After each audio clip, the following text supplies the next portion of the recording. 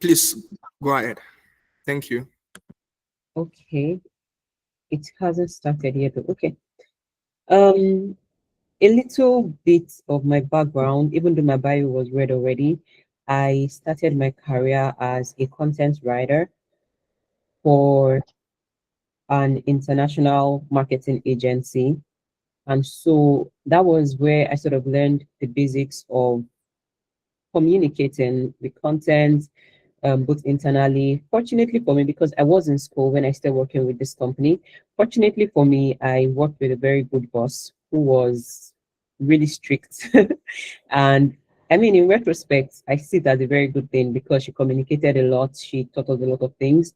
She sort of shaped how we communicate both internally and externally. And I found that after I left that company and I grew in my career to work with other companies, things that I learned then helped me to perform better in my other roles because I've worked across a couple of roles over the past 5 years. So yeah, corporate communications is something that is very important to me, something I find essential, especially if you want to enjoy working in a workspace or you want to make your workspace enjoyable for other people to work in. So what is corporate communications? So corporate communication in simple terms is the voice of a company. It is the strategic way an organization communicates with everyone who matters to its success, both internally and externally. So think of corporate communications as the way a company or the way an organization communicates or interacts within itself or outside itself, right? So it is the voice of the company, and you know that voice has, yeah, it has like qualities. There's texture of voice, there is tone of voice, there is volume of voice, there is clarity of voice, there is, it has so many elements. But in one essence, for example, you can hear me speak now. While I'm speaking, you can say, okay, her voice sounds this way. It probably has a lower register, or she sounds very formal or very official, or she sounds a little bit casual, or she's not speaking too loudly, all of those things, but they can be um, communicated, or they can all be wrapped up in as my voice. So every company or every organization has a voice, and the way they use that voice or the way they express things through that voice is what you would call corporate communications. Why is it important for you to learn about corporate communications, especially to you? So I understand that I'm speaking with a group of African students, so students in different levels across the African continent. So why is corporate communications important to you? The first reason is your career. Primarily, this conference or this meeting, this session that we are having is to prepare you for a successful career, right? So for your career, you need corporate communications, because once you understand what corporate communications is, you realize that it influences how you collaborate with teams, how you understand your leadership's vision, and how you build your personal professional reputation. Because I'll speak more about it later, even though it is corporate communications, you are a vital part of that corporate communication. So you need to understand this to have a successful career ahead. Then the second reason is for your job hunt. Once you're getting out of school, you want to also, while you're looking for a job, you are also looking for a job at a company whose values align with yours, or who has good, yeah, good values that you can relate to or relate with. So a company's communication through its website, social media, and news articles can reveal its true culture and values. And so you can already gauge from how a company presents itself externally if this company would have good values internally. You can see, sometimes you just go to a company's website, for example, or you see content released by that company, and you just have a sense of, the people that work within this company are excellent people. They pay attention to details. You would probably see an advert or a a poster, and you can tell that the people that work on this particular thing, or you can even use a product, because I'm a product manager. So you can use a particular product and you can say the people that worked on this product are very intelligent people. They pay attention to details, they have empathy. And these are all things that can be communicated by simply interacting with um, the company's communication channels. So it will help you for your job hunt in the future while you're trying to get a job. And then for your first day, so good communication, onboarding, intranet. Intranet is the internal communication system of the company, helps you understand the company's goals and your role in them. So if you are working with a good company who brings you up to speed on company culture and all of that, we'll speak more about that very shortly. You can be prepared for your first day at work. You can know what to do, what not to do, and how to act in a way that your personal reputation is established as a very good one and you can sustain it regardless of where you work.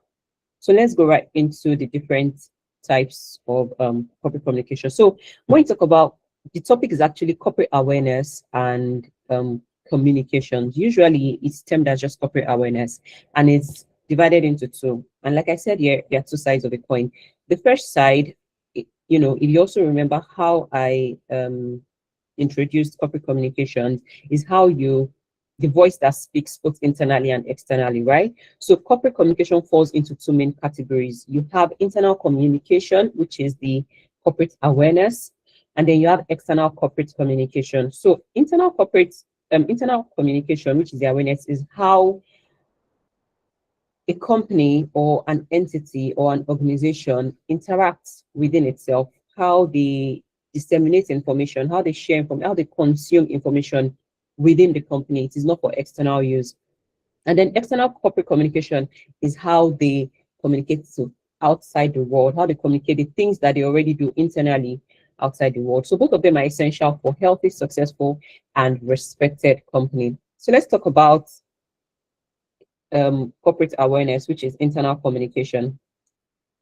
So, like I mentioned, this focuses on the flow of information within the organization.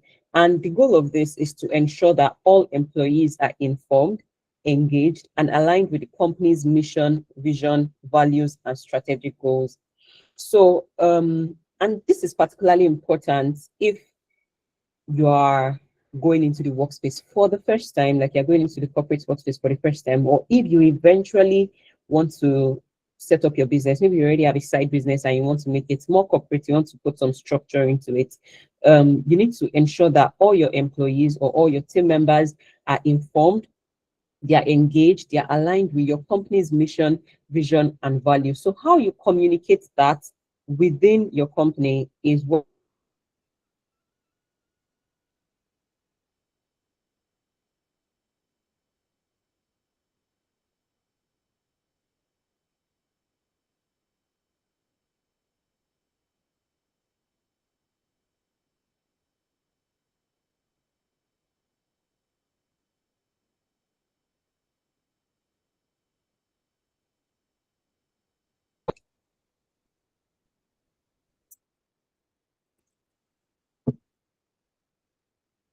Hello, can anybody hear me?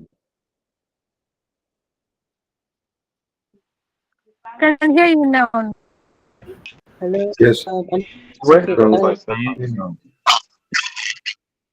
Sorry about that. My power went off and my Wi-Fi went off, so I had to connect to another source. So I apologize for that. Okay. So I was talking about corporate awareness, and then let's talk briefly about some of the elements of corporate awareness. Remember, when you hear corporate awareness, just think of it as internal communications within the organization, within your company. Okay, so here are a few elements of corporate awareness. We have workplace culture, you have structure and hierarchy, you have communication channels, communication modes, and professional etiquettes. This last one is very important to you as a person professionally. But let's talk about workplace culture. So when you go into a new company, or if you are, like I said, setting structure into your own company, there are some things that happen within the company or within the organization that are framed by some things that are things happen based on values, based on vision and mission that has been set aside. All of those things influence how the company operates internally, and that's what is called the workplace culture.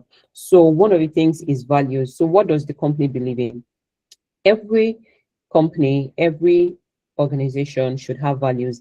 And even if it is not written in black and white, which I believe it should, but even if it is not written in black and white, from the way a company operates, you can sort of tell what kind of values they have and what kind of values they do not have.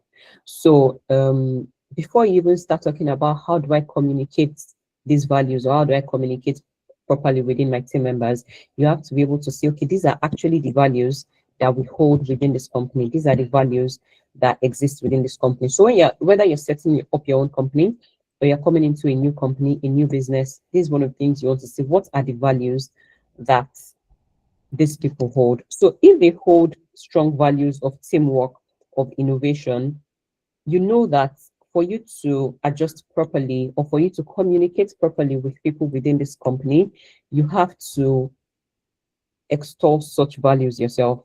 You have to be innovative. You have to have team spirit, because if you do not have all of these things, it will be communicated indirectly to your team members and they can get it. So communication is not always verbal, it's in the way you interact with the culture of your workplace, right? And so you're trying to settle in, you're trying to understand how things work here, how to communicate properly with people here. You want to first understand their values. So what are the things that the company believes in? Do they appreciate speed over accuracy? Do they pick accuracy over speed? Do they want quality over quantity? Would they prefer quantity over quality? Things like that you want to understand. And then secondly, you want to know about their work style. How do people approach tasks here? Is it collaborative or individual? So one of the challenges that I had was that I freelanced for a long time. Before I eventually joined my company, I used to freelance. My first company, I used to freelance, and I was so used to working alone that I sort of struggled with collaborating with others. And if you are a freelancer or you're a DIY person, you already know that you're used to doing things by yourself. You're used to solving problems by yourself. You're used to doing research and getting stuff done by yourself. So I remember that when I first joined, then one of the challenges I had was that one of the feedback I received was I wasn't collaborative enough. And a part of me is then used to think, if I can get this thing done myself, or if I can dig deeper and find the solution to this, why should I disturb another person with it? But that was causing friction the on the team, and that sort of communicated to others within my team members that I am not a very collaborative person. So you want to understand the workplace culture, values, work style. Okay, do they approach work collaboratively here, or can you work individually? And then you want to look at the communication tone. Is it formal? Is it informal? Is it direct or subtle? And this varies depending on where you're working and who you're working with. So right now, if you're working in a bank, for example, if you were to get a job at a bank, you're most likely going to be required to be formal at all times, like always formal, always direct, respectful, of course, but like always formal. On the other hand, if you were working in, let's say, digital agencies are more relaxed. They are more freestyle. They are more informal. People can come in with jeans. People can joke around. People can call other people by name.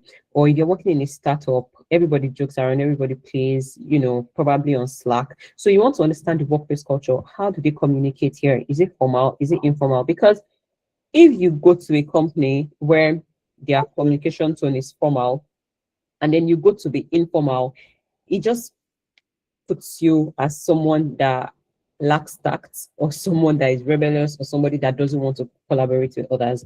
So yeah, you want to look at workplace culture is the foundation of everything communication.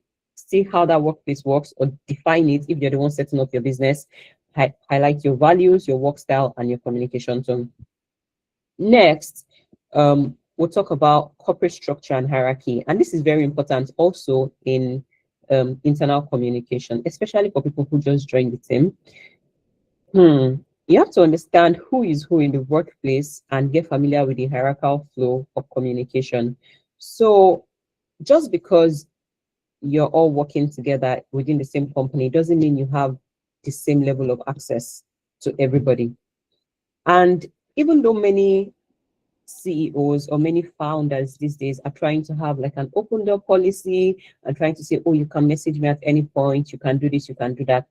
When it comes to the everyday part of it, the practical part of it, information is best disseminated in a flow, right? If you are an entry level and then you see a challenge or you come across a challenge, the best person to communicate that to is not the C-suite executive, is not the chief finance officer or CEO himself, even if they say there's an open door policy, because again, you don't have the same level of access to everybody. And it doesn't mean somebody is greater than another person.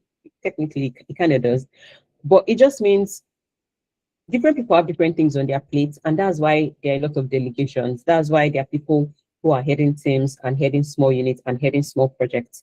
So if you don't want to get into problems, especially early in your career, or you don't want to come off as someone who is brash or someone who ignores hierarchy and corporate structure, you want to understand the organizational flow of your company. If possible, during your onboarding, you want to ask, okay, who do I report to? Who do I raise issues like this with? Where do I get this particular resource? Who do I tell when this happens? I mean, that's where HR and peoples are. That's what they are there for. So you want to be clear that, okay, corporate structure, who is who in the workplace, and then who am I supposed to report to? When do I report to this person? And all of those things. That influences your overall view of communication. So the next one are communication channels. So what internal communication channel is best for what you need to communicate per time? So every business or every company would have different communication channels. You would have a group, maybe a Slack or a WhatsApp. Some people use WhatsApp, or you have Microsoft Teams, or you have Mattermost. There are so many channels, right? But sometimes, depending on where you work, you would also have email communication, like internal emails, or you have like company town halls. Company town halls are general meetings where everybody comes and you talk about progress in the company or things that you're experiencing, things that you've experienced. So before, if you need to communicate a certain thing, or you need to crack a joke, or you need to make a request, what is the best channel to go with this? If you need something urgently, do you send an email or do you send a message on Slack or on Teams? Because remember that the goal of internal communications is that you want everybody to be aligned. You want the company to be, or the business to be effective. You want it to deliver the results that it plans to deliver per time. So if you were to get something done immediately, you think about your channels. Okay, these are the different channels we have in this company. Which one is most efficient for this? Or if you had to communicate sensitive information, confidential information, which is the best platform to do so? Would you do that on Slack or Teams, or would you do that via email? If you had to communicate with someone such that you may need evidence in the future, maybe someone was supposed to handle the project and they said they needed something from you, and if you don't provide that thing, you could be a roadblock, all of those things. What channels do you want to use to communicate that? And preferably, I'm going to tell you the safest channel are emails, because company emails can be tracked. You can see when an email was sent. You can see who it was sent to. You can copy people in the email. You can see who responded or who did not respond, right? And so when you have to communicate with anybody on the team, or you need to escalate something, you are thinking for safety, for posterity's sake, emails are safe. However, that doesn't mean your internal tools are not great or they are not useful in their own terms. If you want to talk about things that are not so urgent, or things that are more lighthearted, or you're just following up on a project with your team members, yeah, then a Slack or a Teams will do. If you want to not air grievances, but if you want to raise up issues, maybe during a company town hall, they say, oh, this is what is happening at the company. Please bring up your suggestions and stuff. That is not the time to be sending an email with your suggestion. You're at the company town hall. They've literally opened this channel for you to communicate. And so that's where you communicate. So at every point before you interact with anybody, before you do anything, you want to think, okay, these are the different communication channels that are available to me. Which one is most effective for the goal I want to achieve? Okay, so I'm going to keep rushing now so I don't run out of time. You also have your communication modes. What's the best mode of communicating in a way that is efficient, safe, and protects your team members' interests? So there are verbal communication, and then there's written communication. I'm going to speak on this for a bit.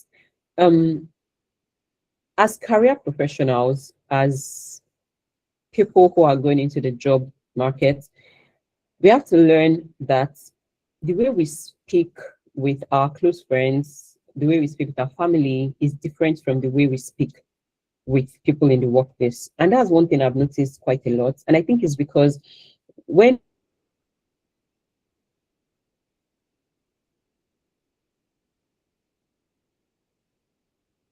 be in the arts or take a lot of art courses, regardless of your level. But let's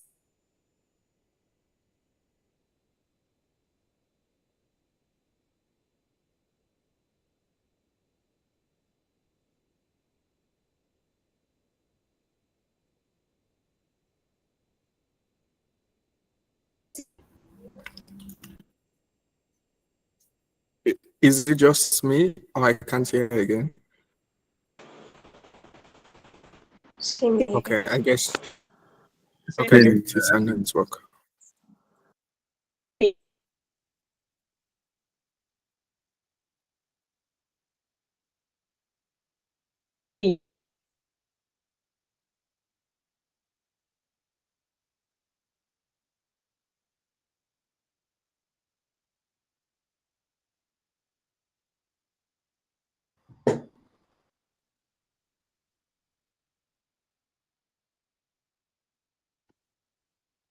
hello, can you hear me? I can hear you now, ma. Yes, ma'am. All right. So sorry for that again. So because I switched to my phone's network, a call came in and that affected my internet. But I've switched back to the Wi-Fi. Can you still see my screen? Not anymore. I can't see your screen though. No, no. Oh, okay. Let me just share it again.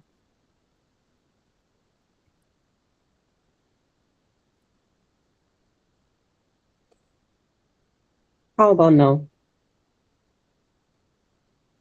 Not yet, no. Oh, yes, yes, yes. Yes. Now, great. Okay. All right. Thank you. So I was talking about verbal communication and written communication. I'll say that the way we interact with our friends and our family members is not the way you interact within the corporate space. And like I said, we're not really trained for that. We're not really prepared for that in school, especially for people like me who even come from a healthcare background. We'll be taught to be empathetic, but we're not really taught to speak in corporate spaces. And there is something called corporate speak.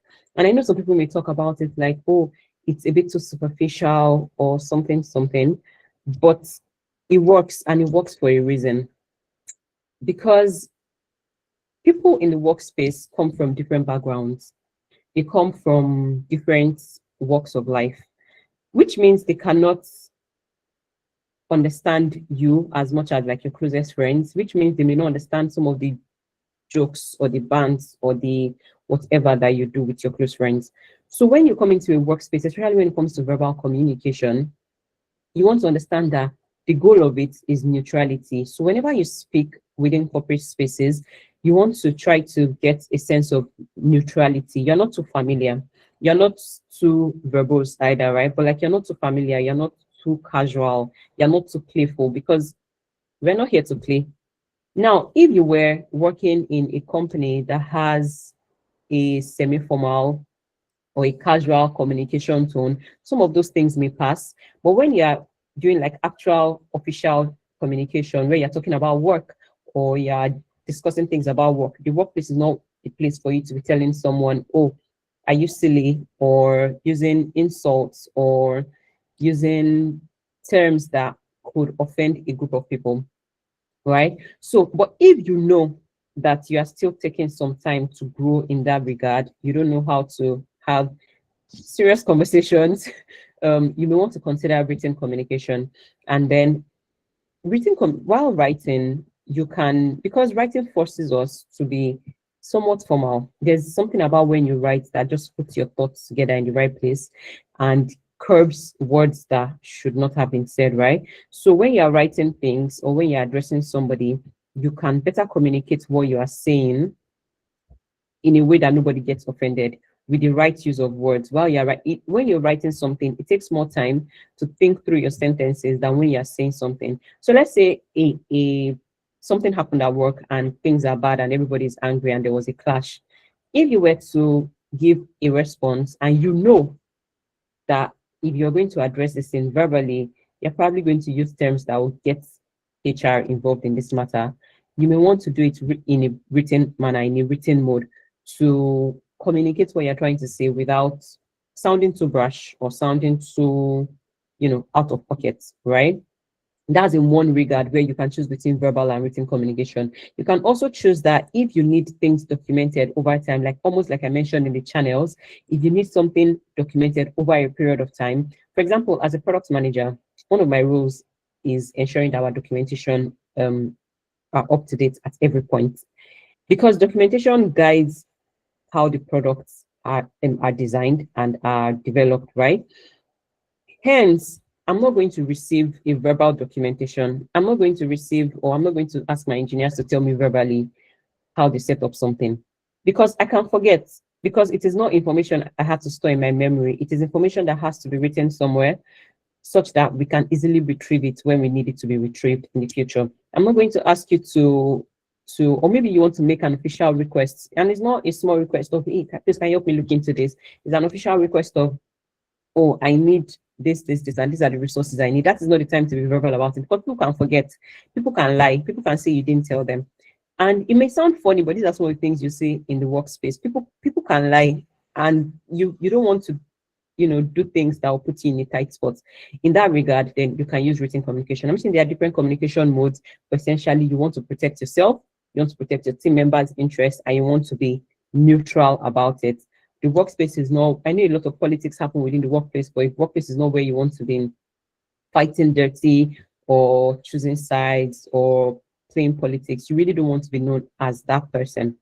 Okay, so finally, let's talk about professional etiquette. And I have been talking about, bits and bits of this earlier.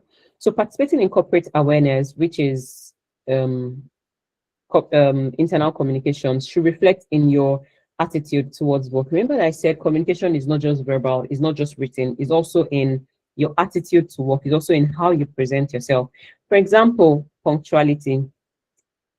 Generally, as a rule of thumb, if there is a meeting that is scheduled for a particular time, the best time to join that meeting is at least 5 minutes before that meeting, just to be punctual, just to test your internet, especially if you're working in a remote workplace, like working remotely, like I mostly do.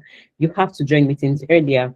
You can't be absent at meetings without a notification or without an excuse.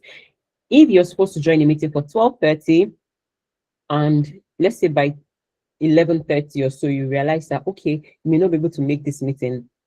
It is at that point you're supposed to communicate to the relevant people, relevant stakeholders, that I wouldn't be able to make this meeting.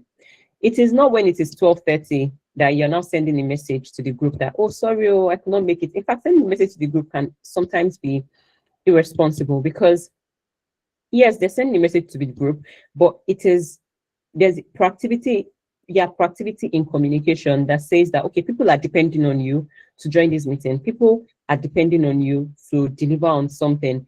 If you're unable to deliver at that time, or if you're unable to join the meeting at that period, you have to tell people ahead of time so that they can plan around it. So that way you're a good team member, right? You have good professional etiquette. If you're unable to make it, people cannot force you. They cannot track you via, I don't know, Bluetooth or something. But when you're able to tell people ahead of time that, okay, I know we agreed to do this, but I can't do it at this point because of so and so reason. It makes you a better communicator. It also makes you a better team player, and makes you in fact, let me put it to you that half of the people that are regarded as great at their job are just excellent communicators, right? So if you have a habit or a reputation of being tardy, that means like you're always late or you miss meetings and all of that. Even if you eventually deliver work that you're supposed to deliver, it registers in the mind of people, because that's what you have communicated, that you cannot be relied upon, that you're unreliable. And when people see it that way, they forget that you eventually deliver the work. It's just like, that person, you really can't trust that person, you can't rely, or you don't want to be the person that they'll say, oh, you've joined the meeting, and then there's that particular person that is always late to the meeting. In fact, there was this experience I had at work a while ago, that we needed to have this very important meeting. And I had sent emails to the stakeholders like earlier. And when we eventually joined, 2 people were absent at the meeting. And those 2 people were the same 2 people that were They were late for the meeting actually, and those two people were the same two people that are known for being. I saw a notification, please. Oh, you can't hear me. I can actually hear you, so I don't know. I can hear you. I Yeah, I can can hear hear As you. I you. mean, I want to talk. You were saying two people were late for the meeting. Oh, okay, because I just saw a message that you can't hear me, so I Yeah, hope as you I can. sent a message. Oh, okay. Go ahead, I can hear you. We can hear you. All right. Thank you very much. Um, okay. So yeah, as I was saying, those two people were known for being late. And while on the call, while we're just waiting for them to join in, some of my team members, because it was, even though it was a high level meeting, we were like pretty close. So it was a casual sort of meeting. And then they said something like, oh, you know what, let's bet on who is going to join last between this person and that person. And in that instance, I felt shame for the both of them, because you do not want to be the team member that other team members are betting on your incompetence. Regardless of where you go, you don't want to be that person. Okay. All right. So moving from punctuality, there's the dress code. How do you dress in corporate space? It communicates a lot. Like I said, it's not just verbal. So if your workplace rather wants you to dress corporately, wants you to dress, for example, if you go to banks, well, things are changing right now because I don't really like what I see in banks these days. But in the past, when you go to banks, when you see a banker, you know that, okay, this is a banker. They are always dressed to the T. Their shirts are crisp. Whatever colors they are wearing are not too flashy. Their makeup is, within range. There is sort of like a dress code, how you should appear. Or when you see flight attendants, for example, if you fly frequently, you can tell from how they are dressed. It communicates that, okay, I know why I'm here. It communicates that you can trust me with your job. If you're going into the workplace rather, every day, and then you always show up looking ruffled, you show up looking like you didn't remember to iron your outfit, or you show up looking like they were chasing you in your dreams, it will be difficult for people to trust you with major projects, because you've communicated to them that internally you can't regulate, internally you can't take care of yourself, you can't present yourself in a way that can get trust. Okay. Next, respectability. You have to respect everybody. Respect yourself first, but like also respect everybody. Your online presence. Now, this is personal. There's some companies that don't mind your online presence, but there's some companies who, especially if you created an online persona that is tied to that company, you want to be careful the kind of things that you share online, because you represent the company regardless of how you want to say it. You don't want to be that person. And this is why this is part of internal communication, is because you don't want to be the person that people outside will be like, oh, and this person works at this particular company. Is that how they do? Because if you are attaching your online persona to a particular company, people would attach that company to you. So when you misbehave online, or when you join Twitter people to be silly, people will say, oh, is that how they do at that company? Oh, they probably don't have proper internal comms. Oh, somebody is sending an email to your company to say, oh, this is what this person did. Is this what you do in your company? Or if, all of those things just really matter. So if you know that you want to build a reputation for yourself, a professional reputation online, and in some way it's going to be attached to the company you work in, because right now everybody's talking about their companies and all, you want to be careful the type of things that you do online. And it's even beyond just your company, just as a person, people should not look through your profile and start doubting your sanity. People should not look through your profile and start, you are what you put out there. You are the content you put out there. Don't say, oh, it's just cruise, it's just vibes, and you're putting things that are detrimental to your values. I mean, I know that I don't know how online we are, but recently a company's founder has been under fire for a lot of content that they posted like so long ago. And right now the person is suspended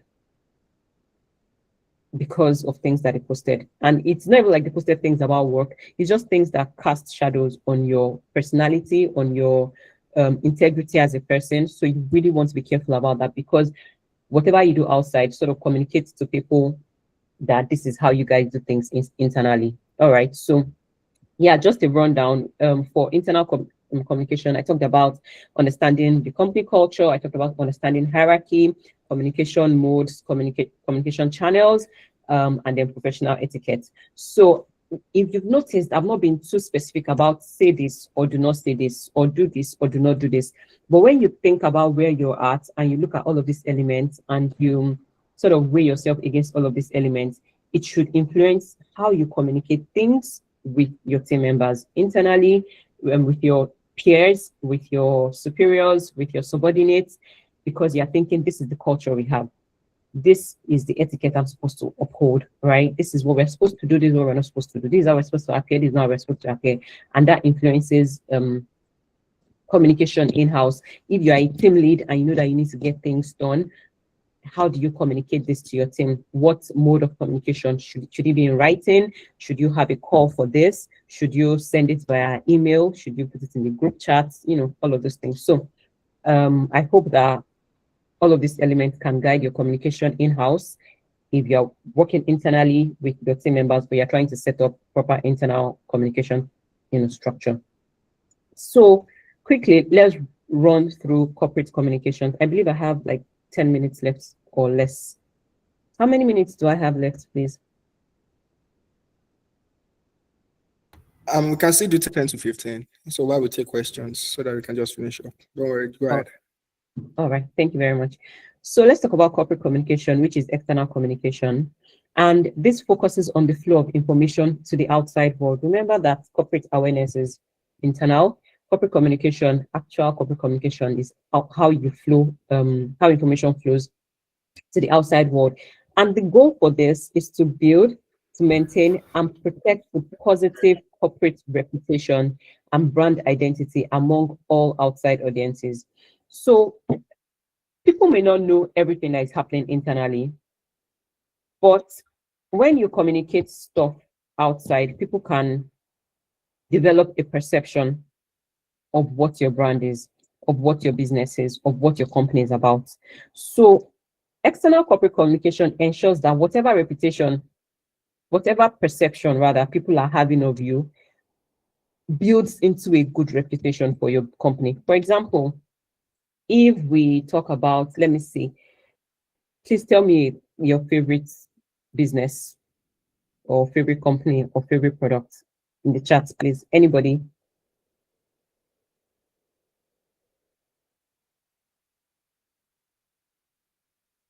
Hello.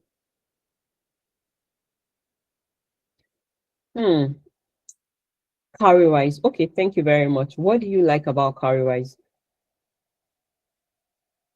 Robots, if you're there, what do you, if you were to describe Carrywise in 3 words, what words will you use? Their branding, okay, that's nice. What else do you like? Any other person can put their favorite company or their favorite business. So Robert says he likes their branding. Is there another company? Okay. Nobody at the moment. Okay, just to save time. Okay, ISEC, nice. I like ISEC too. But what do you like about ISEC? UBA, oh, that's a first. Nice. You see, I think their social media posts are warm and people friendly. Their app is pretty great. Interesting. All of these things, you've never been to Carrywise, KPMG, nice, nice. Keep it coming. But you've probably never been to their offices before. Most people have not been to their offices. You don't know how things operate there. You don't know the things they do. You don't know how their meetings are set up.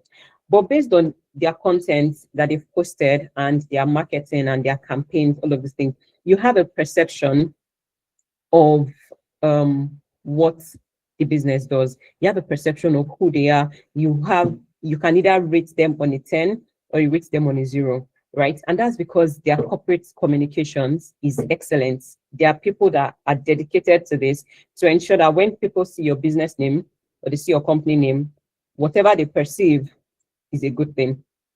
Right. Okay. So just like internal communication, we have some elements to this. We have the public relations, PR, we have marketing communications, we have crisis communication, and we have investor relations. So let's talk about PR. I'm sure everybody has heard about PR before. And like, what do they really do in public relations? So public relations, that element of corporate communication or that department in the business as well is concerned with communicating things to the public in its actual form. So they are more, it's more like a formal communication of things that are happening within the business to the public. So for example, press releases, let's say you release, Carrywise releases a new feature, or KPMG says that, oh, they are part of a sustainability, or they are joining a sustainability or they are raising a sustainability campaign to improve this, to improve that.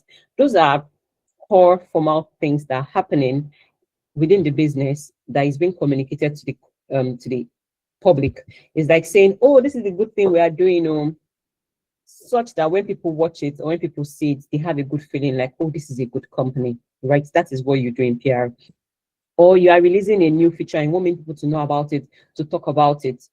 Exactly. Or there was an interview and your founder was interviewed and they said some amazing things and they boasted about the company. Excellent. Put it out there so that when people see it, they have a good feeling about your brand. They can say, okay, this is what these people are doing. And when your PR does a very good job, people start to feel like they know your business personally, start to feel like, oh, they are very familiar and they are friendly with your business. And that stimulates a feeling of warmth, a feeling of loyalty from external viewers or external people, your customers, to your business. So that's an important part of corporate communication that is very important. So press releases, interviews, media interactions. Now there are no fixed rules as to how you approach this. That is why most people have a team, depending on the brand. Now remember that everything starts from internally, right? So based on what has been communicated in-house, based on what the founder has communicated, this is what we do in our company, this is the goal we are trying to achieve, this is our vision, this is our mission,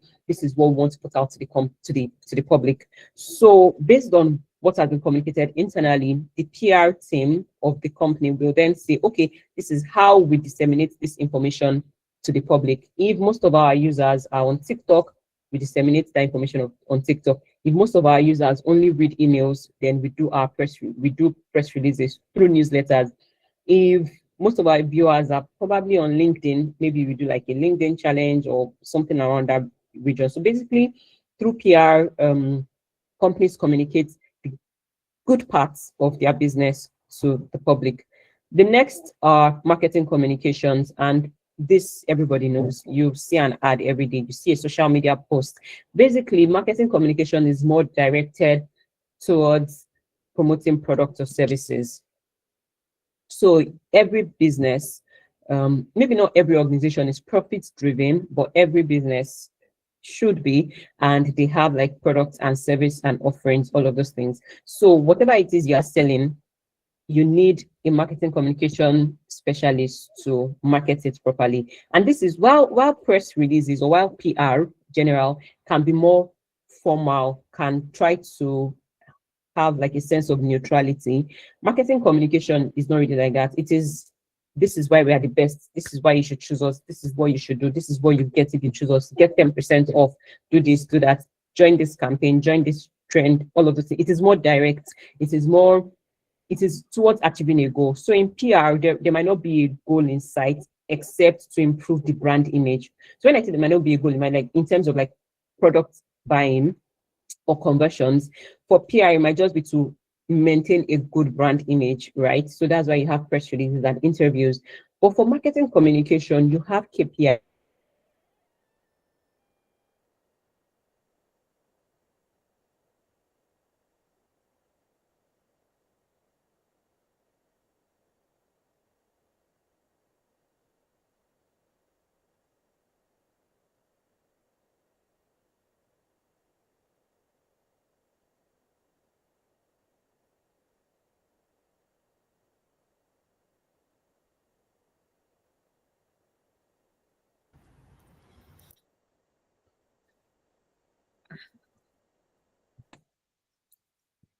I think our network is down again. Okay. Oyinkansola, are you back?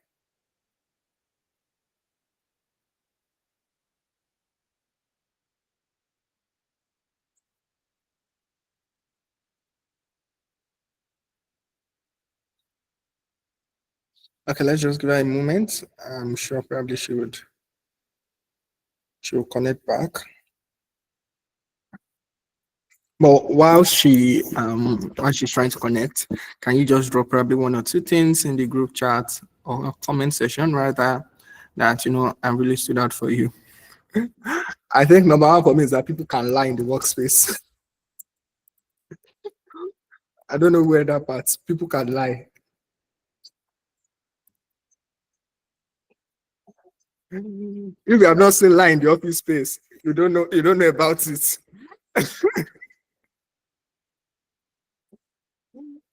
To be honest, I think when she was speaking, don't let people back. Do you get the part where she was like, someone said, let's bet who will come late, crazy stuff.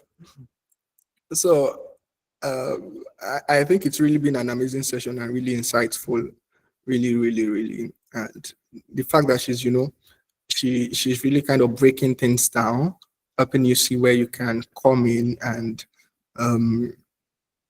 please get ready with your questions as well. If you have questions that really need to throw at her, things you would like to clarify, please ensure that you have them ready. I know she should be rounding up in like 5 minutes so we can take questions. Well, I'm not seeing any other. Who else has a different comment? Something you've picked from the session? Anyone? Who else has a different comment? I think she's back.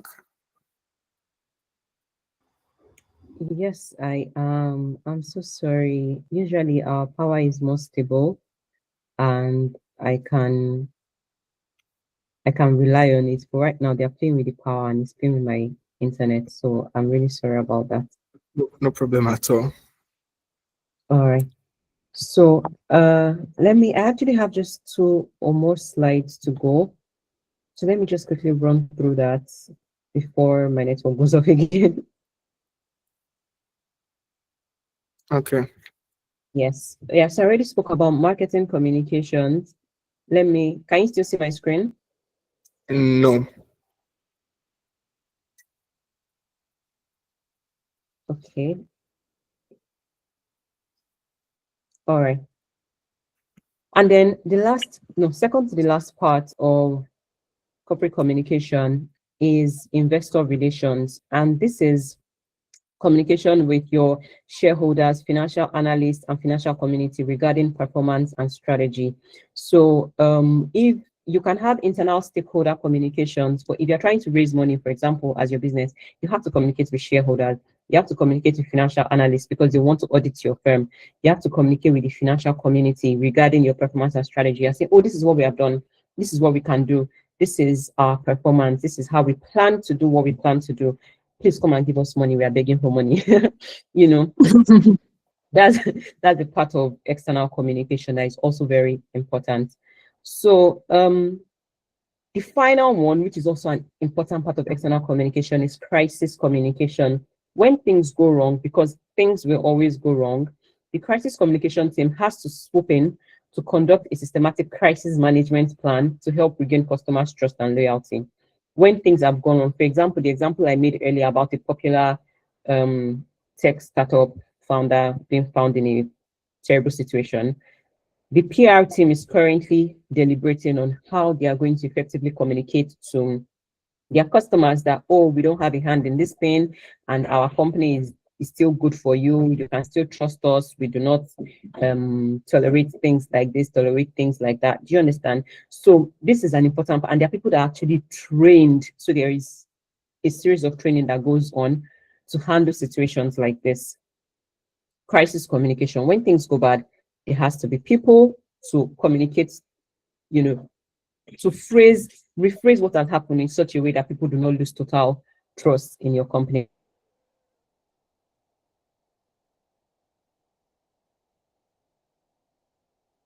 So regardless of which you belong to, regardless of what you do, corporate communications will always be a vital part of your day-to-day. Whether you're a content creator,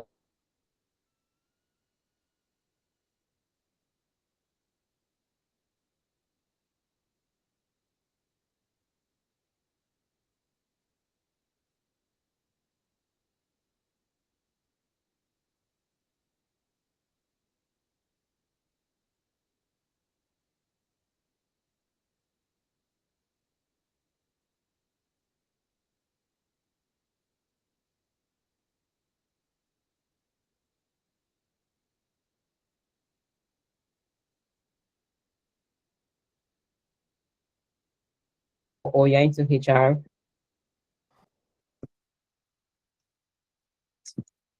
Oh, I'm so sorry.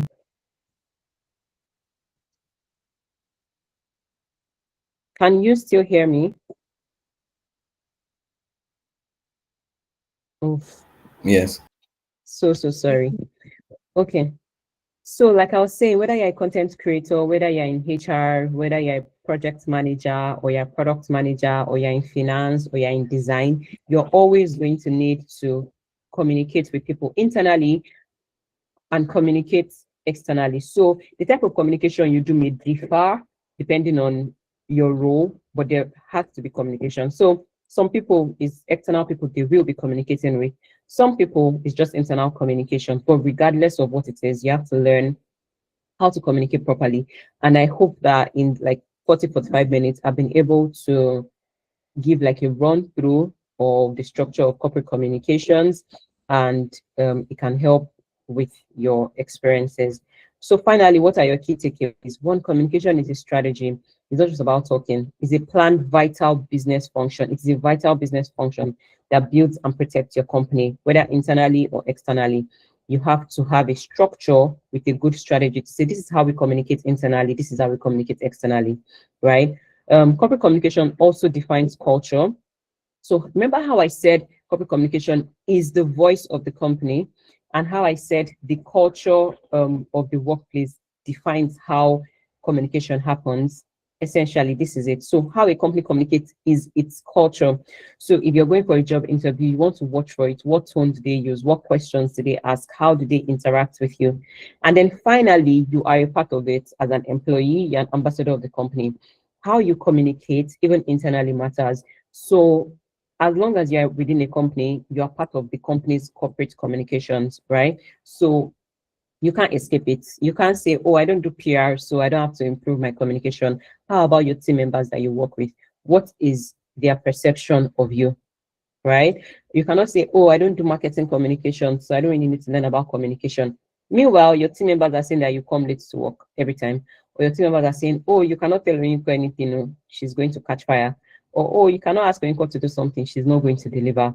You've miscommunicated your personhood and you've misrepresented the company's values. Okay, so this brings me to the end of my presentation. And thank you very much for listening. Do you have any questions for me? Any clarifications, any contributions? Amazing session. Thank you very much, Oyinkansola. It's really been amazing.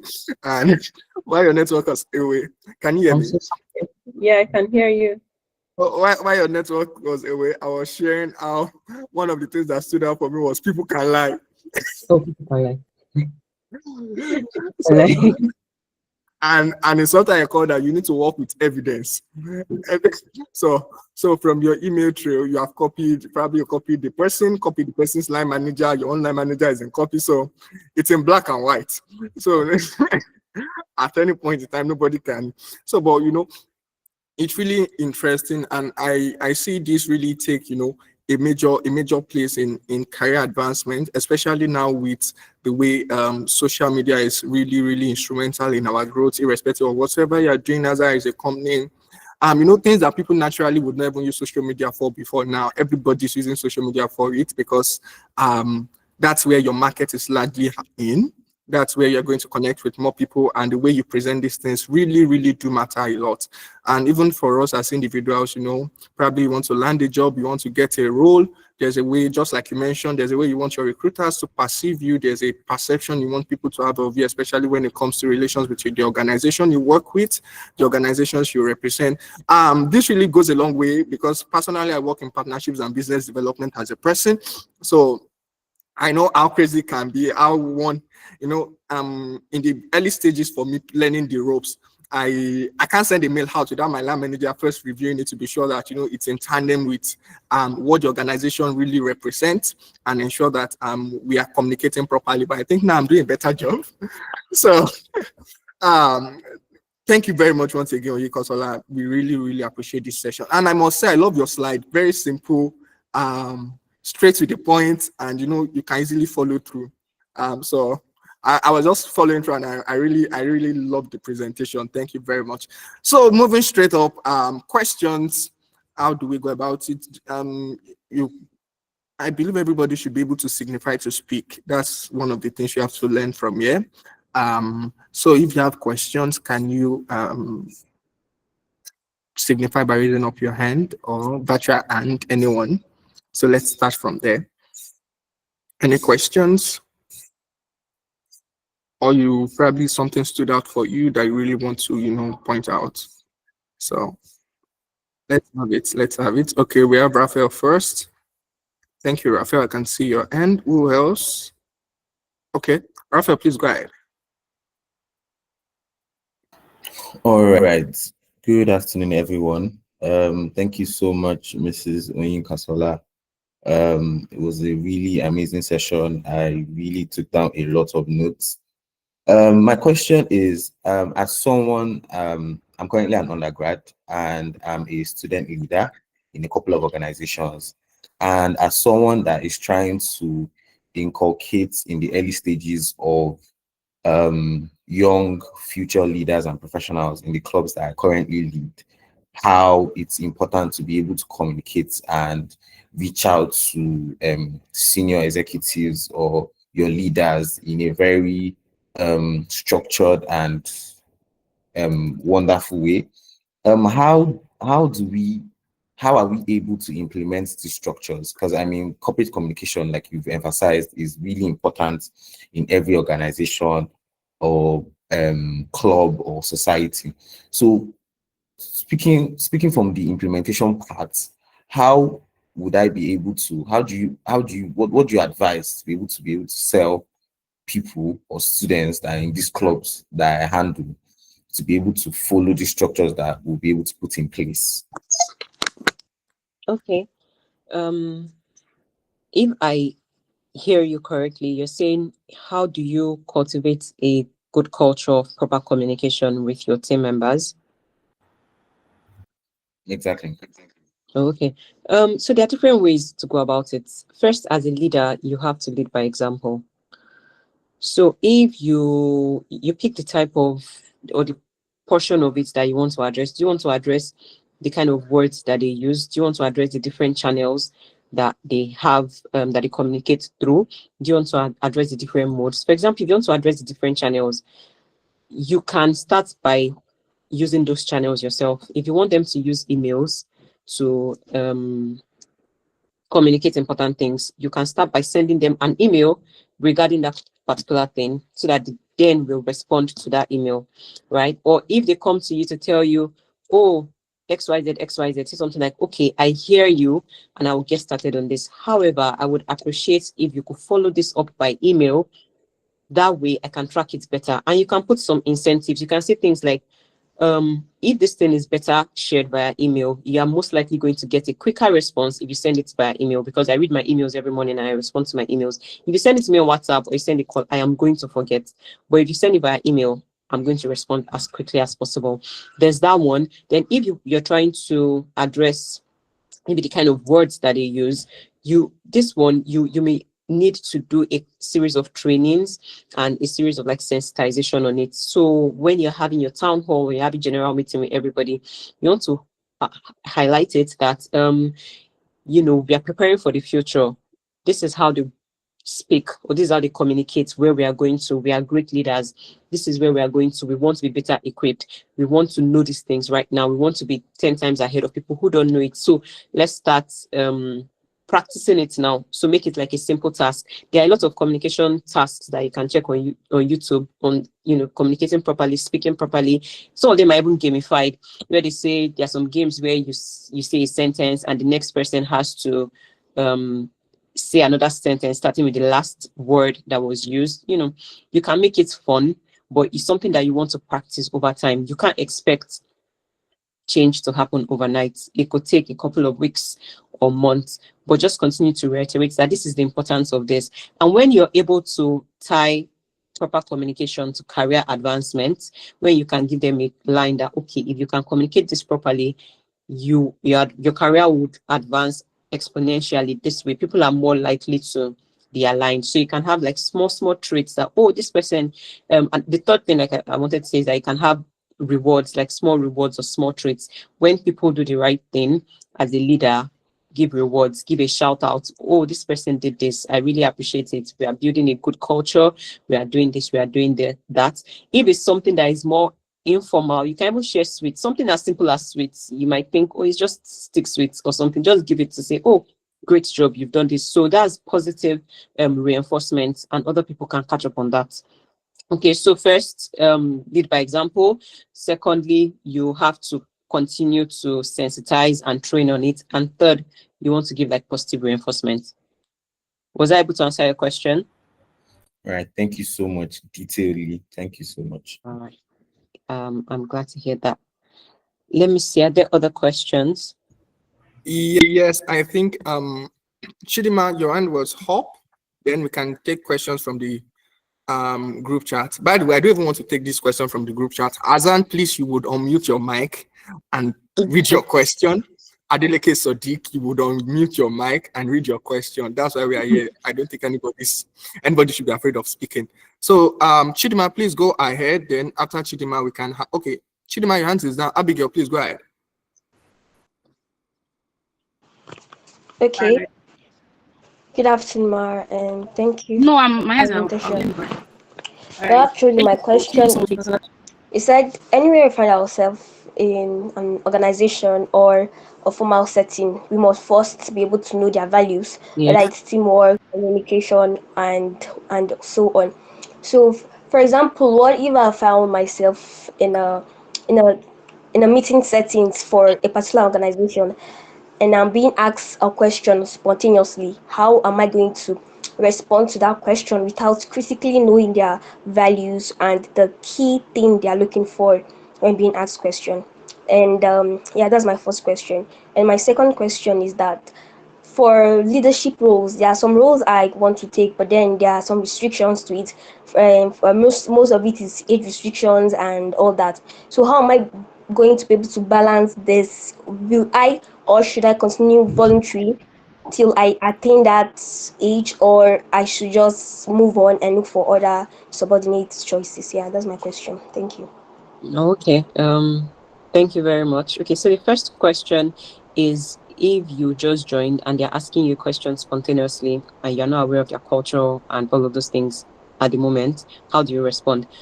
First, it is always a good decision to err on the side of caution. All right. That means you have to choose a neutral communication style until you figure it out. Err on the side of caution. It's better for you to be too formal. It's better for you to be too respectful.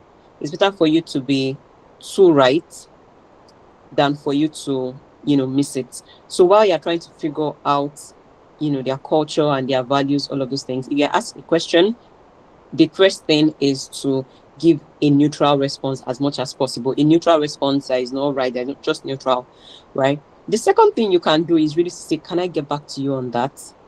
Most people are scared to say this, and you shouldn't be, right? Nobody expects you to have all the answers at once. Even I, with all of my leadership roles and positions, sometimes I get asked a question and I know I can't give a proper answer at that point. I say, okay, I have not thought about this properly. Can I get back to you on this? You get more respect that way instead of saying the wrong thing.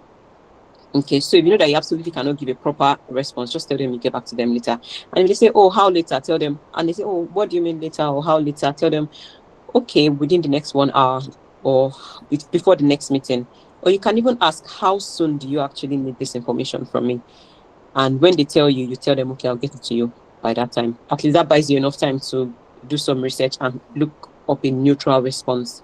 Okay, so the second one is you're having age restrictions for roles. I believe in going for it. If you're trying to apply to something and you're not getting in because of your age restriction, apply to other stuff. Keep applying until two things are going to happen. You keep applying until you get something that is good for you, or you keep applying until you get to the age where you can then fit into that role. But do not give up.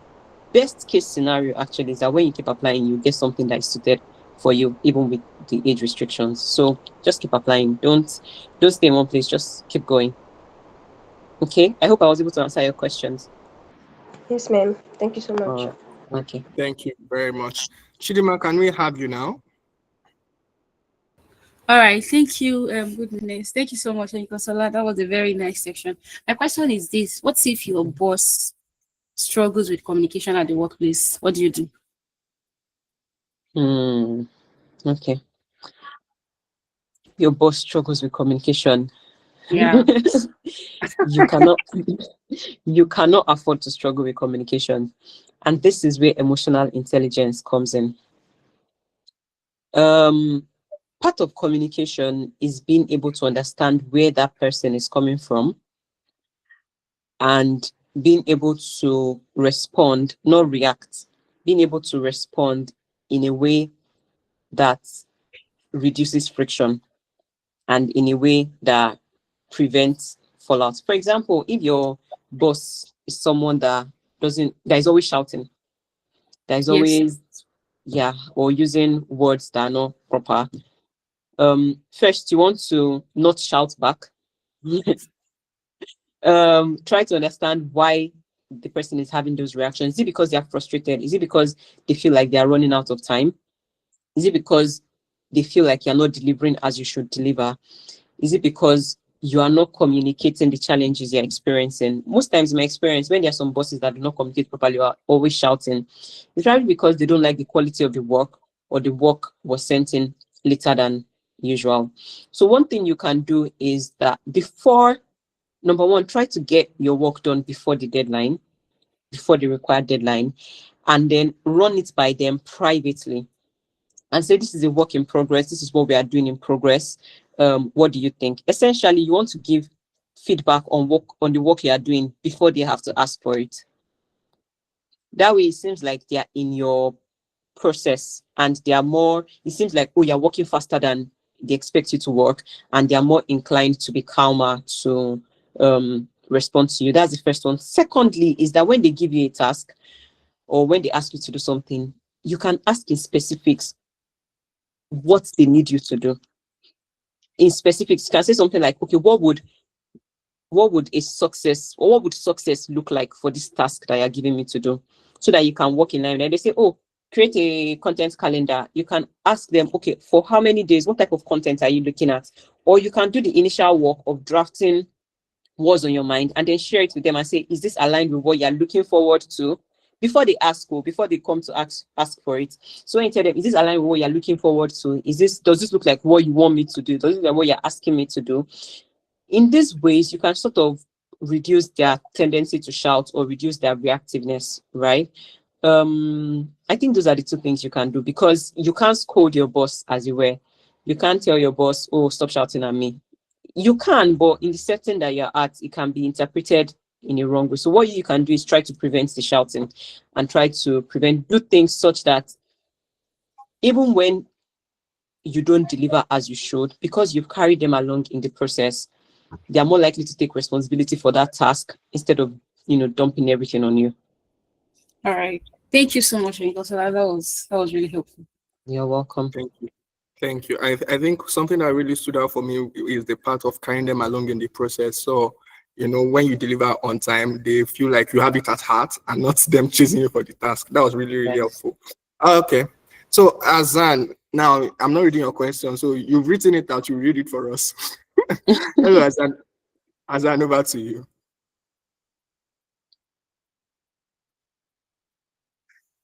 Hello, Azan. Azan, are you here? Hello, good afternoon. I'm here.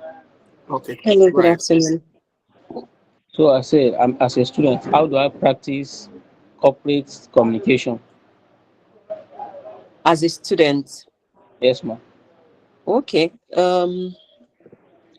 By definition, corporate is workplace. But if you are not in a workplace, I trust that you are in classrooms. You have classmates. You have some groups that you belong to. You have some religious groups that you belong to, On the right? program. You can start practicing some of these tips with them before you get into the office, before you get to the workplace. If you've been practicing how to use the right words, how to be neutral, how to not use insultive words, how to communicate on time before you get into the workplace, those are skills that are transferable. to the workplace. Like they're not going anywhere.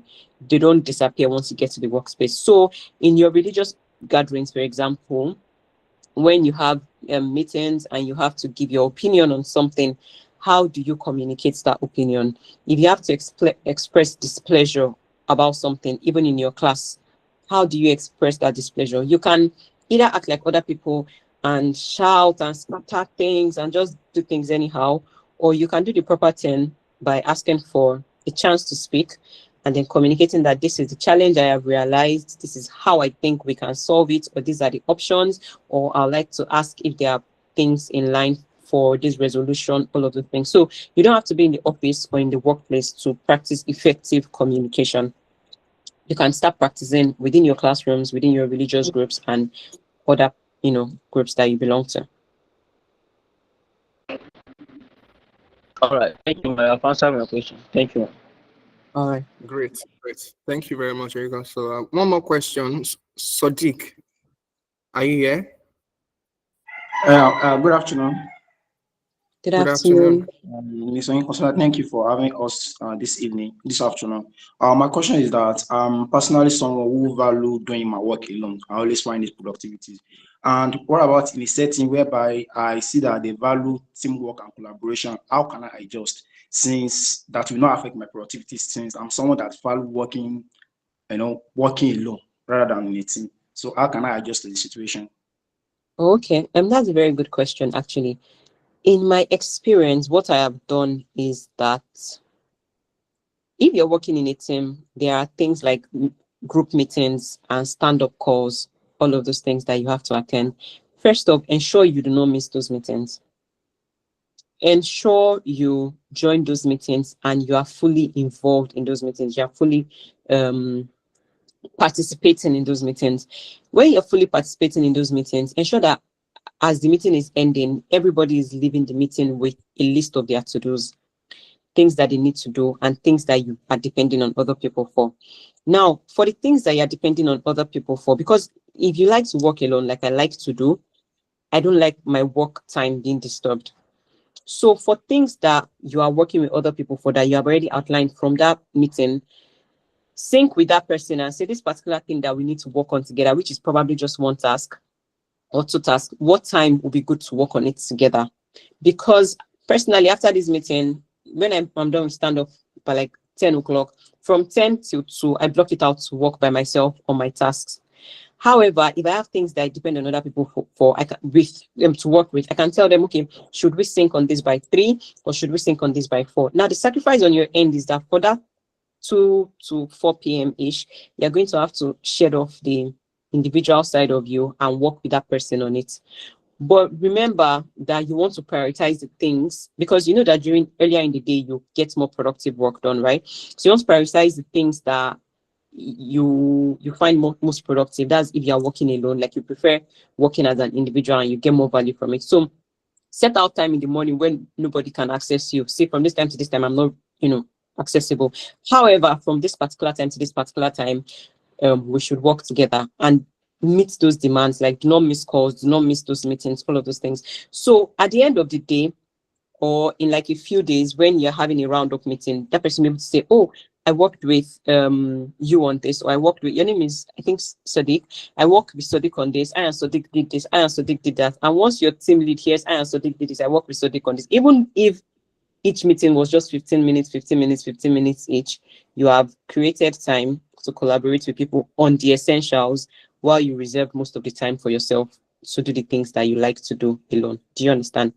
So there's a play around it, but you want to first attend all of your important meetings. Secondly, craft time for the collaborations that you need to do on an essential level. Thank you very much. Sadiq, I Thank you believe very that much, was Mr. Oyinkansola. satisfactory, right? Yep, great. Right, it was. Should I take one more question? Let me see. Any other person with a question? Or we go to Aslido? So, let me see.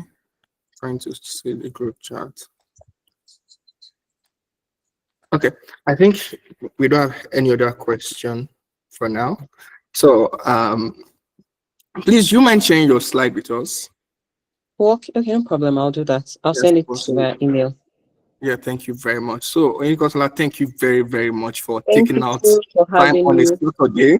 It's all Saturdays right. can be crazy. And, doing a 9 to 5 Monday to Friday, and somebody's like, come speak on Saturday. And to be honest, guys, Oyinkansola is speaking pro bono. So when you see people give their time to support whatever, give back, contribute knowledge, prepare slide. If you ask me to sit down and prepare a deck, I know how much time it takes me, to be honest. So asking, okay, she should wait for our quiz. Okay. So Chidima has a track record of creating killer quizzes. Chidima, please, would you go easy on us? Okay. So Chidima, over to you. So now let's see what Chidima has for us. Good Why morning. Chidima is good morning. Good Good morning. afternoon. I will try my best to take it easy on you guys, but I can't promise you. That's just the truth. Okay, I will share my screen first. I don't want to share my screen where the quiz is.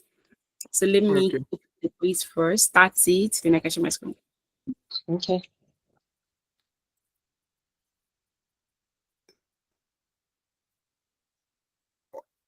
Ifeoluwa, are you here? Why Chidima is setting up? Hello, Ife, are you still here? Yes, I am. Okay, do you use an MTN network? No, I don't. Ouch. We'll find a way around it. Okay. So actually, Ifeoluwa is our early bird for today, and I was thinking I was going to share for 5 gig, but okay, maybe I'll just monetize it later on. Ifeoluwa, let's stay in touch. So at least encouragement for coming on time. So you might just I don't know you on the group, so you might just want to. Can you see my screen? Not yet, but But you can see you're it now, right? presenting. It's okay. I want to see exactly what you're Yes. seeing. I want to... I'm seeing gradual 8.14. Yeah, don't worry. I bet I we are want not to. the I computer just science with you shared because I get you, don't mind me. I don't know why I can't share my computer. Oh, I can't share my notes. Yes. Is it something I can share with you? Okay. Yes, I can see join the quiz. Yes, you can. I should join too. Okay, let me copy the code. Join at go to slido.com, then just use this code. Let me send it. Nobody has joined it. So guys, Everyone, you let's can go to just type Slido. We are 25 for this call. I'm going to take attendance by the number of yes, once you join the call, see your name. I will take attendance by those that are joining the quiz. So guys, let's just try, and I give just 2 minutes for that. Let me join on my phone. Diola. Don't come on before meeting and God, please. Don't leave. Let me just take Diola H9. Okay. The questions are not that hard. Don't worry. Don't be scared. They are very. I can be nice. I just wanted to be nice today. Let's go. Okay. Actually, just 2.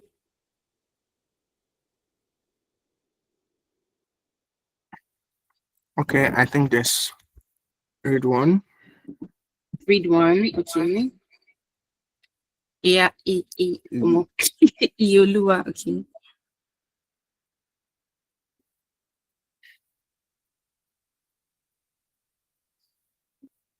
Who else is joining? 5. If you want me to give you more time, just say yeah. Or just say something on the group. So I'll just be sure that you're joining. Hope this one is now a speaker. Me, no. She's not the one. We're not.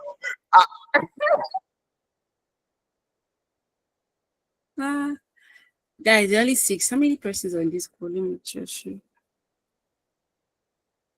Extra, Frances, Hamed. Don't worry, the questions are easy. We are not, you can just use an anonymous name and join. We are not embarrassing anybody. It's just for us to just reinforce what we've learned. We learn a lot more once you after learning, you have like test and exam. But this one is not even text. It's just very, very simple, funny questions. Trust me. Clock So it. you can't see my screen. I would send the code again. Go to slido.com, then you would see a code. Just type it there. I'll send it on the chat. So you don't have to see my screen if you're probably having a bad network. Okay, let me put it here.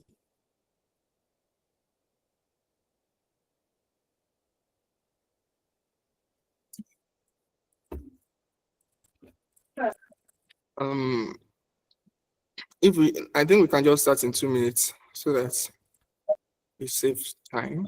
All right, 9%. We'll start in 2 minutes exactly, so we don't spend so much time. Okay. I think I'm X. Somebody is X. This is a name that I can recognize you. So in case you win and I'm in a good mood, who knows? Okay. So you're in a we good have mood. just 1 minute to go. We start at exactly 1:35. 1:35. 1:35. Where's is joining? Where's is joining? Hi guys, please join the quiz. I don't know why people are scared of playing. I'm telling you, I'm not even sure. Olubo Joseph. Joseph, thank you very much. Don't worry. I think I have like just 3 seconds to go. Thank you very much. So are we ready? Yes, we are ready. I'll just move to the question, you pick the answer. We move on. Yeah, so it's just as simple as that. Thank you all so much for joining. Then we start with the first question. How many years of experience does our facilitator of today have in her field? I'll probably not listen to one bio. I even kept it at 20 minutes. 20 seconds should be 10. So that you don't think I'm not nice. But we're waiting for 2 more persons to pick an answer. Just select anything. You guys, she has 5 years of experience in something. Let's see. Thank you very much. The answer is 5. What is Oyinkansola Alabi's current role? Are we there? Are we together? 6 persons have picked. Goodness, don't play. Don't play. Goodness, don't play with us. I'm not even playing with you. Don't worry. My hands are here. Let's see. Thank you very much. These questions are actually cheap.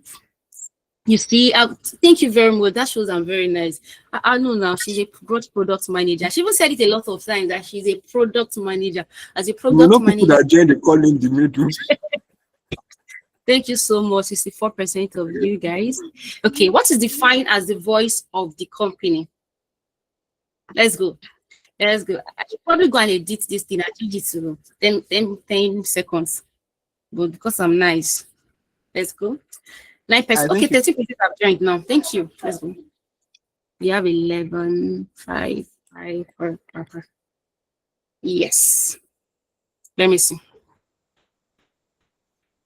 Somebody put organizational culture. Okay, the right answer is the voice of the company is corporate communication. Thank you so much. Now the next question. Which of the following is not a reason why corporate communication matters in the professional world? Which one? For your career, for your job hunting, for your first day, for the best work location, which one do you think is the right answer? 7 persons have picked. You guys are making me happy. Let's see. Okay. The 36 of you. I'm pretty sure I even have the slide on my phone right now because I took screenshots. For the best for your first day. So I remember we spoke about how corporate communication is quite important. She gave 3 points for your career, for your job hunting, and also for your first day. So we have, you cannot, a company has good communication except truth. So it simply means, so each and every one of them are ways you can know how a company communicates. So which one is not the right answer? You can't know how a company communicates through one of the following. So let's see.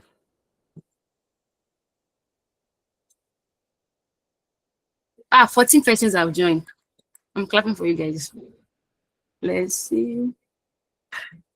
Thanks. So the answer is internal budget allocation. You know, it's internal, so you can't.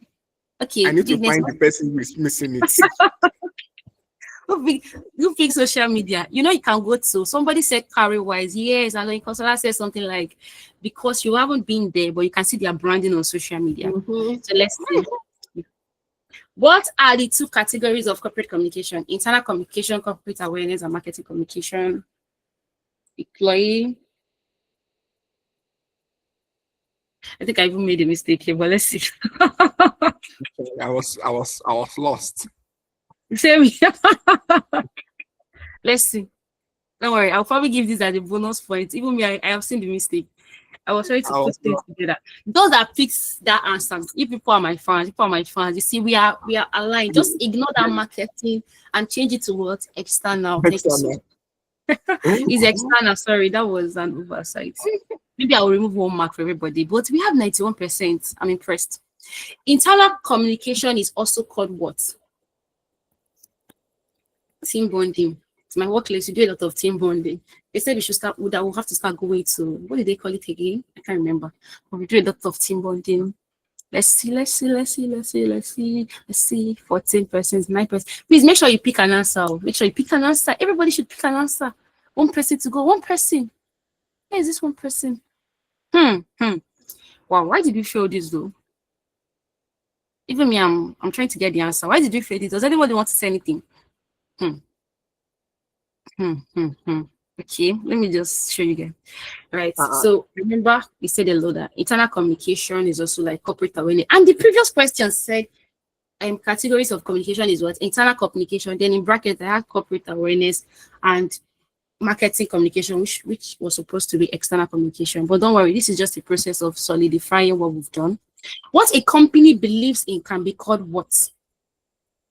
And this question is so hard. Just give me an emoji. I actually thought they were very simple. Let's see. What a company believes it can be called what? Adela, I'm sorry. Oh, I'm sorry. Please forgive me. Divine, I'm sorry. Please forgive. Don't worry. Maybe values. Thank you so much. I was thinking that people will feel this thing. She said it a lot. We spoke about values, work style, and something else. I won't say it because it's here. Sorry. Good. Communication is not always verbal. It's in the way you are. Pick the correct answers. Sorry. Pick the correct answer, not correct answers. Just pick one. Pick one correct answer. Pick one correct answer. Pick one correct answer. Let's go. Let's go. Let's go. How much you participate in office social events and attend social events? 9%. We have 9% that picked this. So let's see the correct answer. The correct answer is the last one, aligning with values. I don't know why we skipped this. Okay. So what is the safest channel for communication as mentioned on the call and why? The safest channel, what is the best way to communicate? The safest. It's not like others are not the best. Yeah, she said that, but the safest, just to be on the safe side. Because you can so and so. Thank you. I'm proud of you guys. So yes, I wanted to correct this. In person and taking physical notes, you can save the notes for future reference. What if on your way back from work, it rained, and let's imagine water and touched that bag that you kept that note in. What if you come back home, just like me that have cousins, and before you come back home from work, they've taken that book and they've pieces it. So I personally just added this one. So the best is, she said the safest rather is email, because you can add your bosses, you can add anyone, and you can always come back and reference it. Thank you so much, everyone that picked this. And the person that is lying too. Exactly, and the person that is lying. When you speak in corporate places, it's important not to be too, you should not be too what?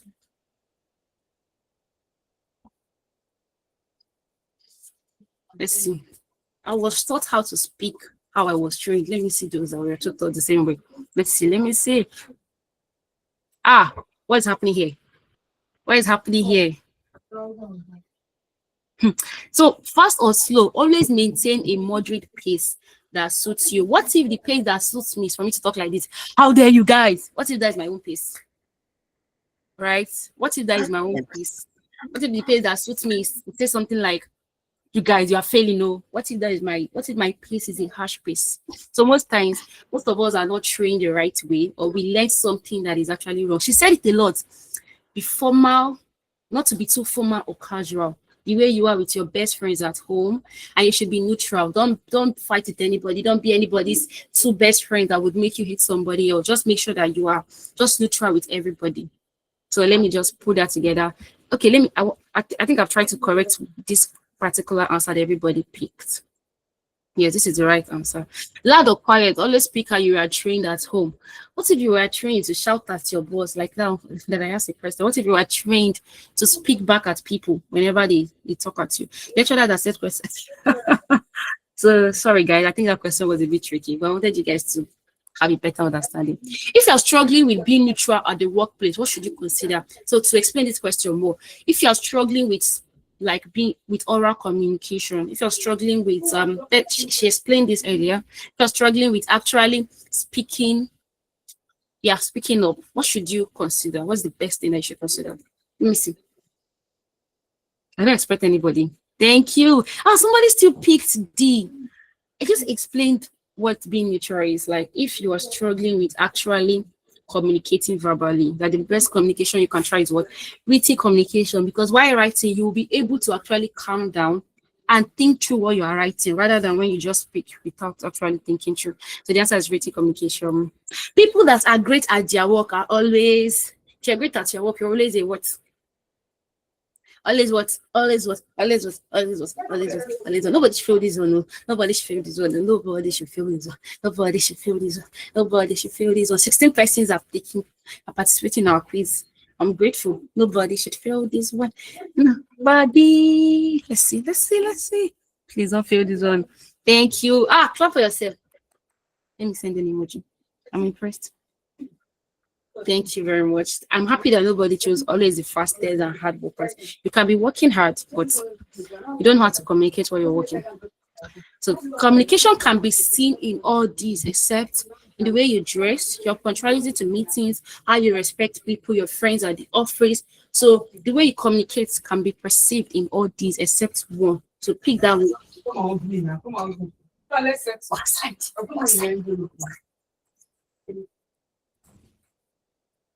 Okay, let's see. Your friends at the office, my God. Okay, how you respect people, the way you dressed. Okay, I'm happy nobody picked the punctuality. Let's say the correct answer. So the people that pick how you respect people. Remember when she spoke about how you behave to people, that you shouldn't tell people that, oh, you are silly, right? Because that way people can actually, they can communicate the wrong way, the wrong thing, because people will think that you're actually a rude person. So the best is your friends at the office. Your friends cannot really show that you're a great communicator. What if you're making friends with people that are rude? Right? Is it important to understand and respect hierarchies in the workplace? I mean, should we respect hierarchies in the workplace? Should you respect hierarchies in the workplace? What do you think? What do you think? It depends on who you are. Yes, so it depends on who. What if my father is the president? And what if my father is exactly? So I have to, depends on who you are. So you guys, let's see. Yes. Oh my God, somebody fixed it.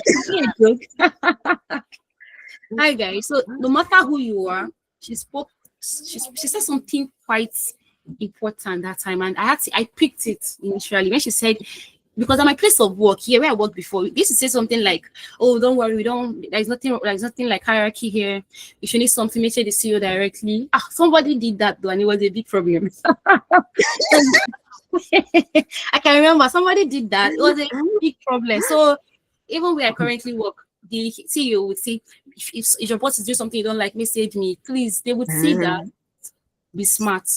So always respect hierarchy. Always. You have a direct boss. Meet your direct boss before going to go and meet the CEO. So thank you guys so much. I like this question so much. What is one thing you notice about Oyinkansola during this section? I like this question so much. I like this question. Wait, what's the agenda? What's your point?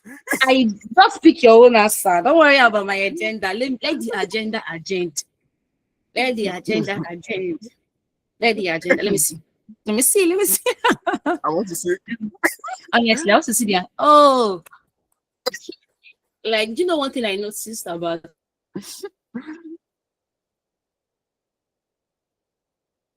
Oyinkansola during the call? Each time she had a network break, she came back with like a reason that you are explaining. Feel like, oh, I will say the same thing over and over again. But she's saying it make each and every one of us realize that they're not wasting our time here. I don't know. I think the third time that she had a network issue. That was when I added this question because I was just so impressed. And at that point, and I remember that she used a lot of less filler words, like less filler words. It was just the class was just very beautiful. True. So thank you so much, you guys. Let's give her a clap. Yes, she's pretty, but if I had added something else here, maybe people would have picked that answer. So I just decided to make it this way. Your way of communication can be perceived through. You see, thank you, goodness. Let's see. Some people cannot speak good English, so are they good communicators? Let's see. Pick the best answer. Don't pick what you think is right. Pick what she said on the call. Yes, please pick what she said on the call. We'll explain it after you pick the answer. Only 10 persons are answering. You guys, please, what is happening? The remaining 6, please don't worry. I'm not sure your name. It doesn't really matter. So your character and values are generally more important. Please, though, than it's good to speak good English. But you know that you can be somebody that speaks good English, but you don't have good character. You don't have a good value system, right? So it's not like it's bad to speak good English. It is very, very excellent to speak good English. Good at spoken English. But if you speak good English and you have a bad character, it's wrong. But you know that if you have a good character and a good value system and you're struggling with your English, you can learn, you can improve your English skills. There are a lot of things that you can do to improve your spoken English. But if you speak good English, it will be difficult for you to actually change your character instantly. So your character value, she said it a lot, is very important. I'm happy that a lot of people picked that. Thank you. What is the strategy? What is the strategy? What is the strategy? What is the strategy? What is the strategy? Hey guys, I think this is it's second to the last question. Nobody's speaking anything.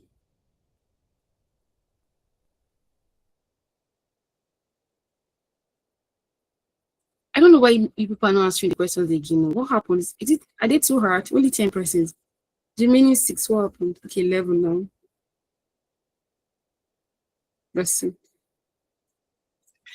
Oh, communication is a strategy. Communication is what? A strategy, and how a company communicates shows their what? Culture. So let's continue. Thank you guys so much. How a Can you imagine my life? Can you imagine me? Can you imagine me? So guys, let's answer the last question. Everybody should answer this question so that we can now see. Everybody, everybody, everybody, everybody, body. 12. Let's go. Who picked first? Who picked first? Oh God. Okay, I think probably some people are not really here. How a company communicates is their culture. Very, like, this one is very true. The moment she said it, it made sense. So how they communicate on their social media, how they treat you during interview, how, like, is their culture. That is literally how you are going to be treated throughout while working there. So it's very important. And yeah, this brings us to the last question. Thank you. Wow. I am impressed. You know, the way people are picking some wrong answer, I actually felt like, is it possible? Where's the follower? I'm 19 over telling 19. you, goodness, can you see this? If follower, are you sure you did not see the answers though? Are you sure you don't have access to my question? Just tell me the truth now, No, please. this is really Follower, amazing. you have answers to my are you in any way that you don't mind me, I'm just joking. Congratulations, I'm so proud of you. I'm actually so proud of you. Second. For HA. Thank you guys so much. So this is not to mock anybody, like I said before. Just I think you have the scoreboard, right? I have what? You have the scoreboard. Like you can. Yes. Yeah, it's going to show you here. What's the other question? Please let me see. I'm trying to. When you speak in corporate places, it's important not to be. You remember that formula? I'm telling you, the highest percentage of people that answer the question pick the wrong answer. I was like, I think that's the was question. Maybe that's the question Eche missed. Eche, did you miss that yeah. question? Actually, did you miss that question? No, he was the one about like what her current role, like the speaker's current role. I knew it was Oh, something on okay. products, but I didn't. Hey, Well, yeah. it's Oh, all right. I'm so sorry. I'm so sorry. I am so sorry. But I'm proud Please, of you guys. please. Congratulations if you Mhm. I'm going to keep the names of those that are winning this quiz. We have how many weeks more to go? Let's just see. Let's just see what can happen.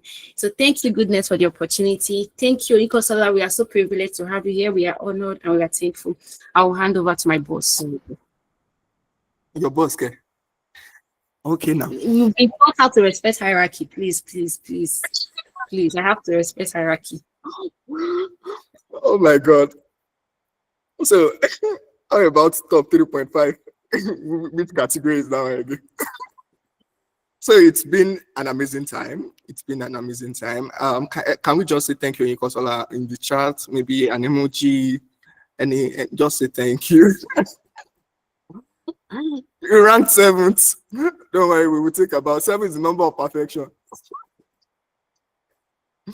So I think like I said, we stuck to our promise. I said we're going to be definitely on time because we wanted to ensure that we kept to what we agreed upon. So takeaways from here will be that you definitely get an email. Okay, Deborah, you have your hands up. Is that a mistake? Hello, Deborah. Okay. So takeaways from here will be that you have your you'll be getting a follow-up mail with some activities and tasks you have to do. Then you also be getting assigned to your mentors. So basically, most of your mentors are people that have gone through the ASAP program before, and they are kind of here to help you through your journey and provide support. Okay, provide support with regards to Chidima, were you able to take a screenshot or something for the attendance? Yes. Okay, don't worry. Chidima got that covered. So I hope, Chidima, you can just take another one just for the final. All right, Just for the all right, final. let me do that now. Yeah. Take a screenshot like 3 times. So let me do that now. Okay, great. So what I'm trying to consider how we can avoid these attendance link stuff, but we'll look into that internally from our end. But let's see what can happen. So Oyinkansola, thank you very much once again. Thank you for taking out 2 hours to share your time with us, share from your wealth of experience. We are so grateful, and we are sure if we invite you the next time, you'll be more than willing to speak to us again. Thank you, So yeah, great. So enjoy the rest of your day, guys, and please let's review some of these recordings. We'll have them available for you to check through. If you have questions, if you have following Oyinkansola on LinkedIn, Oyinkansola, do you mind dropping your LinkedIn or maybe your social media handle in the chat so that somebody can can get to connect? Okay, let me do that. Yeah, so the recordings, yeah, we'll definitely share that with you.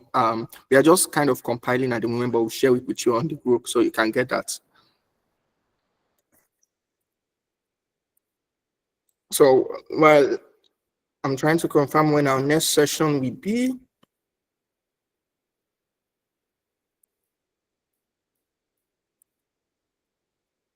Okay, so our next session will be on Saturday. Our next session will be on Saturday, so we'll be having developing an innovative mindset. We'll be having Hallelujah Award Day. So Hallelujah Award Day is currently a postdoctoral student in Durban University in South Africa. So come prepared. It's going to be an amazing time, an amazing session. Just a quick heads up, one of the sessions will probably be changing. So please, you guys follow Oyinkansola on LinkedIn. Definitely, please feel free to make posts of what you learned. That's one of the ways to put yourself out there as well. Tag her, feel free to tag her, let her come to our LinkedIn and see people mentioning her name. So please, let's ensure that we share what we are learning, and it's not clicking. Okay, let me just do this. Okay, I'm copying the link out and I will send it to the group right away so you can pick it from there. Does that help? Okay, I have just 2 minutes on this call. Nobody's going to stay beyond 2 o'clock. So there you have it. It's on the group already. So thank you very much. Enjoy the rest of your days. Bye, guys.